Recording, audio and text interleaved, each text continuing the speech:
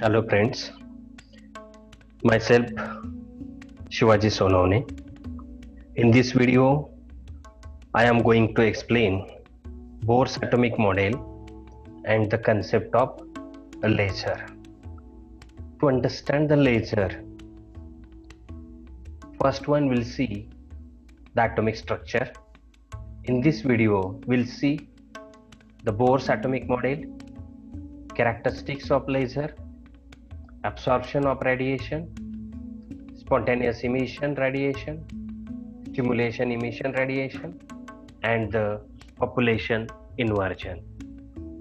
First one, Bohr's theory of hydrogen atom. In 1930, Niels Bohr first presented the atomic structure known as Bohr's atomic model. He proposed three postulates. The postulate number one. In the first postulate, he says that an atom consists of a small heavy central part called as nucleus, and in which whole mass and positive charge of the atom are concentrated. At the same time, the negatively charged electrons revolve around the nucleus in a closed circular orbit. The centripetal force required for the rotational is provided by the electrostatic force between positively charged nucleus and negatively charged electron. So according to the Coulomb's law, the electrostatic force of attraction between nucleus and the electron is, so this is the force, electrostatic force, 1 upon 4 pi epsilon naught is the constant, Z is the number of electron, so this is the charge on nucleus and charge on the electron, and R square is the distance between nucleus and the electron. So there is a one question related to this concept. There is always force of attraction between positively charged or two opposite charge element, but this nucleus is positive and electron is negative, then also why negatively charged electron is not attract towards the positively charged nucleus? What is the reason behind this? Because the electrostatic force of attraction between two oppositely charged nucleus and electron, this electrostatic force is get balanced by the centripetal force due to the circular motion of the electron around the nucleus. So this is the centripetal force due to the circular motion. So Fc is equal to mv square upon r. According to the first postulate, these two forces are get balanced with each other, centripetal force and this is the electrostatic force. This is the first postulate, and this is actually atomic structure, nucleus, which consists of proton and neutron in the nucleus, and electron is revolved in a circular orbit. The second postulate, the electron revolve only in certain specific non-radiating orbits called stationary orbits. When the electron revolve in this orbit, there is no loss of energy. Bohr shows that the electron can only occupy an orbit for which the angular momentum of this moving electron is integral multiple of h upon 2 pi. So momentum of electron is mv, angular momentum of this electron is mvr. So according to this second postulate, this angular momentum mvr is equal to integral multiple of h upon 2 pi. What is h? Where h is the Planck constant and its value is 6.6 into 10 raised to power minus 34 joule second, and this n is the integer. The value of this integer, it is known as principal quantum number. Its value is 1, 2, 3, etc. third postulate, Bohr's third postulate. When an atom or this electron get a jump from one orbit of higher energy to the another orbit of lower energy, the energy get emitted in the form of radiation, and this amount of energy emitted is the difference of energy of the electron in the two orbit.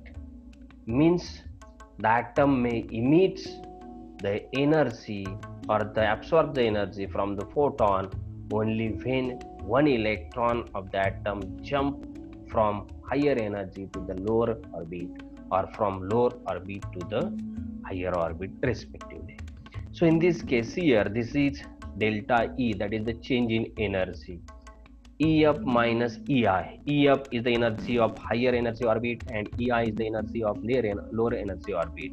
So when electron jump from higher energy level to the lower energy level, it emits the radiation, and the energy of this emitted radiation is exactly equal to the energy difference between these two energy levels. So this is Bohr's third postulate. So we'll see one small simulation related to this Bohr's atomic model. So see here, this Bohr's atomic model, this is the actual simulation of Bohr's atomic model. Nucleus at the center, which consists of, this is completely positively charged, it consists of proton and the neutron, and these are the electrons which are revolve around the nucleus in a circular orbit, and these electrons are in specific orbit in which it does not emit the radiation, and due to this, these electrons are continuously in circular orbit, as well as when by the transition from one energy level to the second energy level, when electron is get excited or de-excited, it emits the radiation, and the energy of this emitted radiation is exactly equal to the energy difference between these two energy levels. Next one, we'll see the one important application which completely depends upon the concept of this atomic structure, and it is known as laser. This laser stands for light amplification by stimulation emission of radiation. There are different characteristics, properties of this laser. Out of this, the first one, the laser beam is coherent, means the light from this laser, all the light waves, all these photons are propagate in same phase. Second property, the beam is highly intense, means the intensity, energy of this laser light is maximum. Third property, the beam is monochromatic, means the light emitted from this laser having single wavelength, means the red color of light, it emits the light of particular single wavelength, green color light, red color light, like that. So laser beam is the monochromatic. And the fourth property, the beam is not divergent. Not divergent means this laser beam is propagate only in one direction.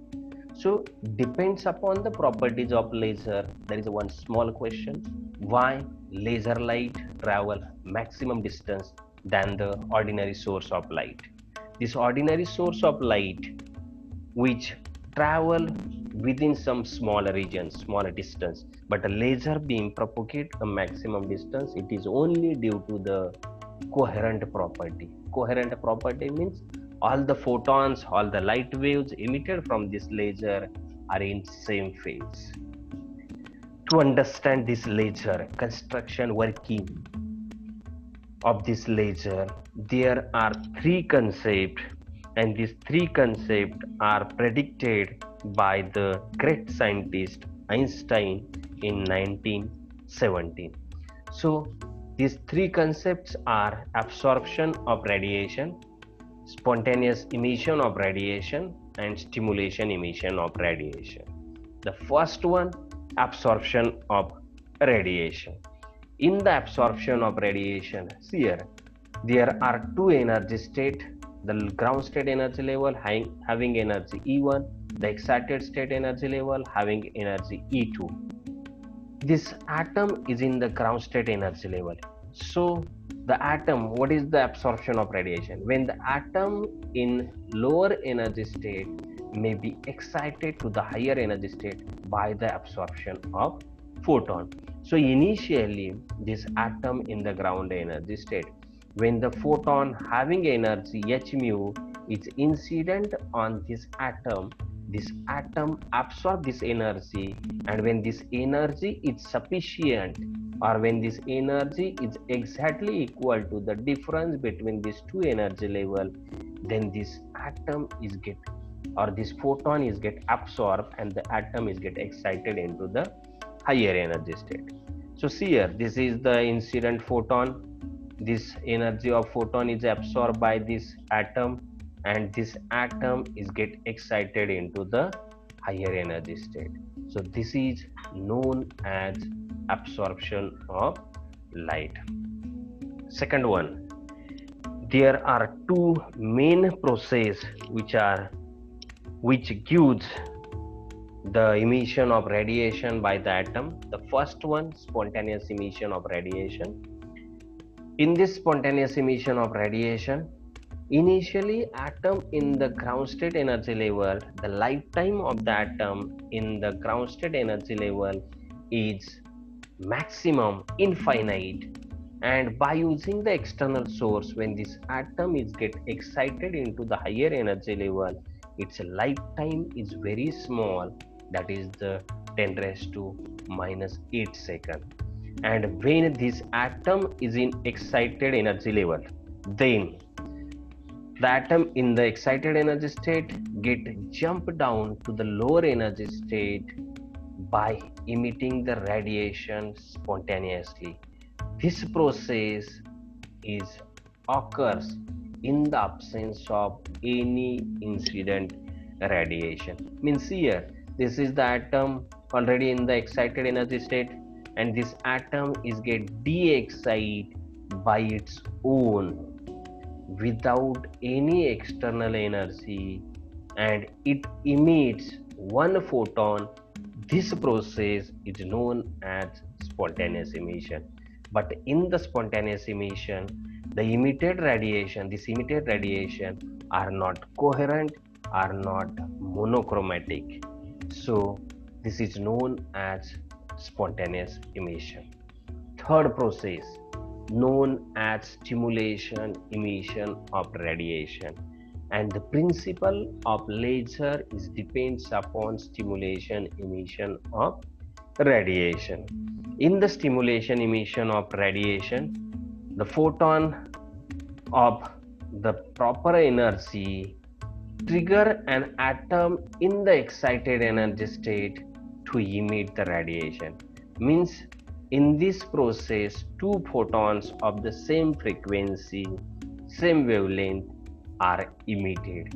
This process is known as stimulation emission of radiation. So see here, this is the atom in the excited energy state, and the photon having energy h mu is get incident on this excited atom.